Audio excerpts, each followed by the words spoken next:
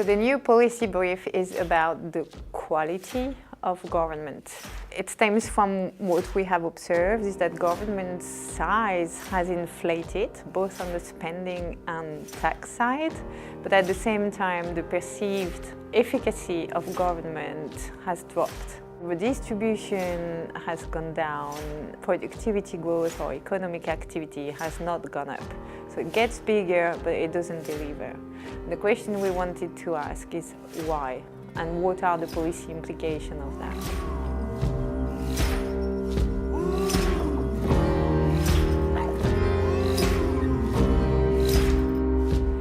So what we did is to look into the composition of spending and taxes and see how, when you reform taxes or you reform spending, it affects not only output growth, but also income of each decile and inequality. And I think the main finding, the one key thing that we want to show is when you do a reform, look at how it affects income distribution. Look how middle class is impacted. Look how the lower part of the distribution is impacted. And quite often, reforms have failed because we haven't paid attention to these people, and they have suffered disproportionately from some of the reforms we've made.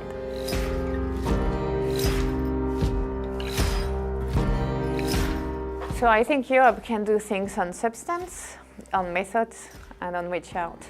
On substance, we need to have this journey of assessing the efficacy of public finance. And by that I mean, does €1 going to education actually increases the level of education of people? Does it make them fit for working life? On the method is this necessity of dialogue. Be systematic, look at all the policy variables, and at the same time dialogue with other countries, dialogue with people, and be rigorous in what you do. And that brings me to the third part, which is reach out.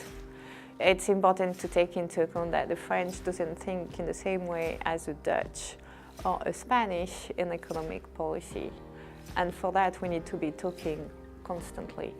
It's also important to talk beyond our usual circle, talk to people, why is this good for them? And more than that, why it is good for their kids. At the OECD, we've looked at social mobility, because we can talk about redistribution, but I think equality of opportunity is super important. And today, on average, across the OECD, it takes between 4 and 5 generations from somebody with a low social income background to actually jump social class. That's unacceptable. You want your kids to do better than yourself. So we need to adjust this world, and I think we haven't done it enough. And one of the best ways to do that, in my view, is to use institutions like the OECD, the Lisbon Council, the IMF, the EC, to gather information and evidence from all their members so that each time something new and good is being put forward, the others can leverage on it. But that's going to be difficult, and so far it has been too slow.